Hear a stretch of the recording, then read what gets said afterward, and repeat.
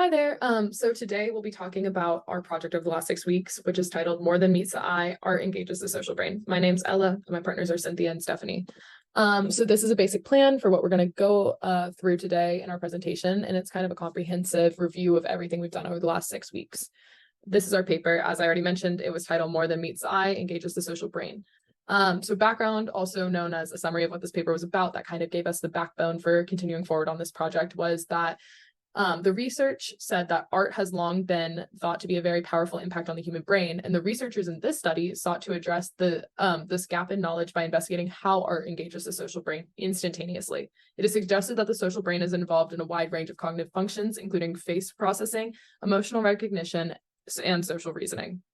They also drew on research that suggests that art can activate these same cognitive functions. So then from there, we started to scour literature and we started to learn as much as we could about like art engagement, art interpretation, any kind of thing that could possibly impact pro-sociability. So we landed on two main themes, which one was very broad, art, and the second one being pro-sociability. So in the category of art, we learned about the process of interpretation and the benefits to its brain. And two of the main things that kind of fueled our experiment was the fact that art was said to foster an atmosphere of sociability, and that art can impact critical thinking skills for weeks after manipulation. Additionally, in the pro-sociability category, we learned that art engagement is positively correlated to pro-social behavior or pro-social traits. We learned that this positive correlation can be seen in long term, and we learned that in fact art is one of the top ways in social activities to really indicate pro-social behavior. In addition, we learned that live art performance in theater can lead to the promotion on pro-social behavior through mediating empathy.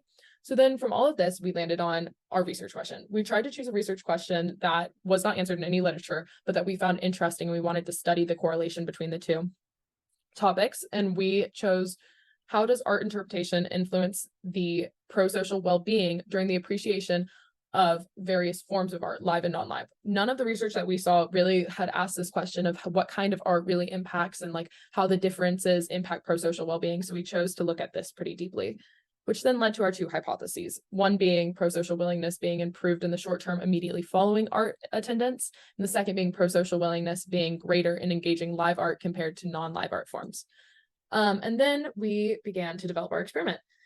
We started with the variables and we operationalized them, and we did for our independent variable the presence of visual art, with the non-live category or level being a collection of paintings, and then the second level of the IV being the live version, which was the collection of collection of movies. Then for the dependent variable, our main dependent variable was pro-social traits, which we did using a Likert scale of 1 to 7 on a self-report survey. And then we chose to do some sub-DVs, which could act as potential mediators to really get a full grasp of what was going on with art engagement and pro-socialness. And so we chose affect, pretty much valiance and arousal, and we did it the same way we operationalized the pro-social traits using a Likert scale and a self-reporting survey. And then we also chose to get a marker on emotion, which we used a categorical measure with 6 levels.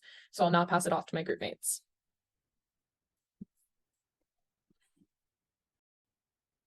We conducted 2 experiments with Qualtrics. One is within subject design and the other is a between subject design. In both of the 2 studies, we employed a validated questionnaire comprehensive well-being scale as well as a modified version of the pro-socialness scale for adults. The stimulus used in the study is composed of 8 movie clips as well as 16 painting pieces.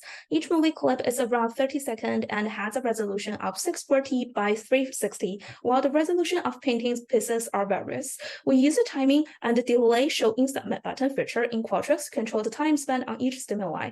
In our study, participants are required to spend 45 seconds on each movie trial page, while 30 seconds on each painting trial page. The detailed stimulus list is provided in supplementary material. The subject sample of the 2 studies are quite different. In the first within subject study, our ideal sample size is 147 given by G power on 0.95 statistical power, and the actual sample size is 9. We distributed 11 surveys in total, and 2 subjects didn't finish the task, leading to 18.2% dropout rate. We recruit our participants using a convenient method in the sample, including our close friends, families, and colleagues. In our second study, the between subject study.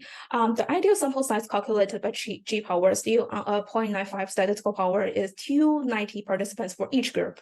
However, due to the time restriction, we only distributed 22 surveys and all of the 22 participants finished our survey. So our drop-off rate is 0. Similar to the first study, we still use the convenient method to recruit and sample our participants. Then we talk about the different methods used in the TEA study. In study 1, prior and post to the art engagement task, participants are required to self-report their recent emotional difference between the pre and post prosocial willingness.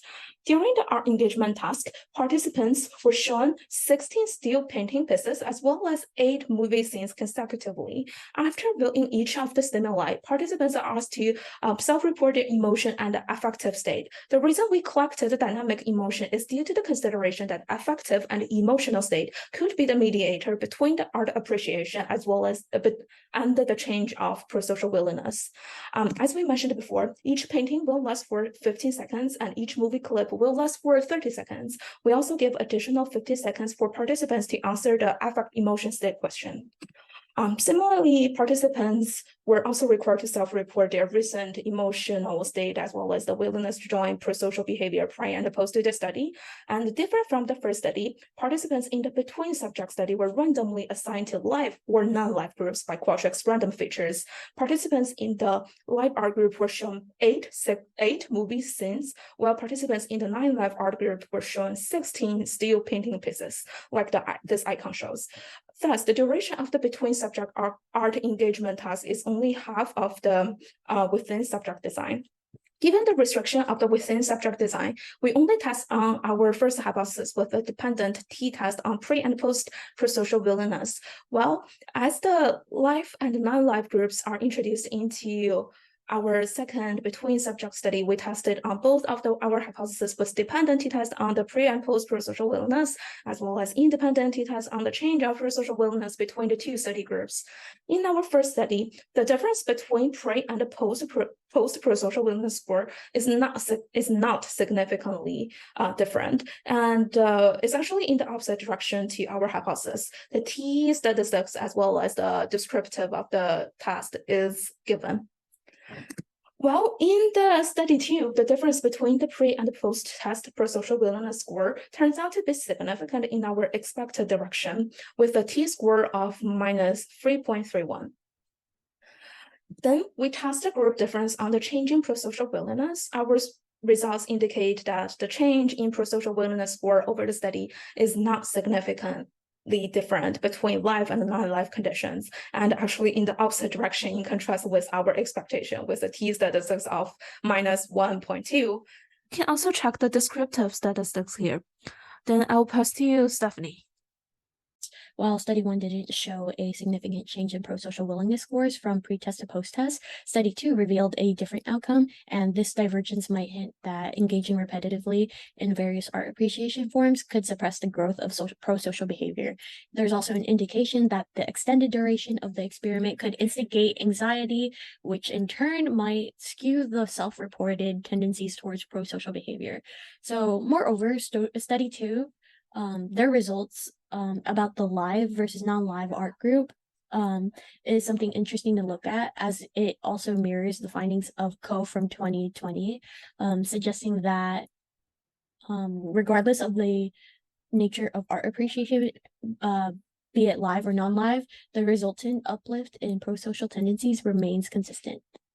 Our study, while valuable, has certain limitations, and we recognize potential concerns around the construct validity, particularly regarding how we define and operationalize our variables. Additionally, a limitation is basically our oversight in controlling for several variables that could influence outcomes. So this includes prior art exposure of participants, baseline characteristics like mental health, current emotional state, and their inherent prosocial inclinations. Not to mention, we didn't account for potential influences like participants' ability to perceive colors, which could have nuanced effects on the study's results. And more limitations we wanted to mention, like our sample size was very modest, and it inherently limits the statistical power of our findings. And it was notably less than what G Power suggested. Moreover, the survey's length and structure might have compromised external validity. Due to the survey's design, we couldn't thoroughly evaluate the influence of medications on the dynamic emotional states of participants. We also recognize the potential influence of experiment-induced anxiety, especially in longer sessions.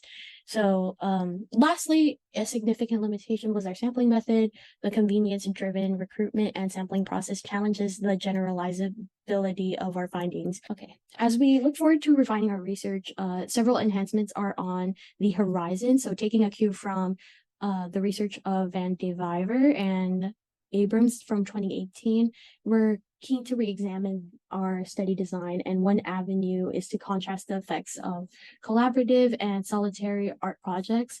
We hypothesize that communal art experiences might have a magnified pro-social effect. And in terms of methodology, we aim to diversify our participant pool to capture a more holistic spectrum of experiences, and it aligns with our goal to increase the sample size as well.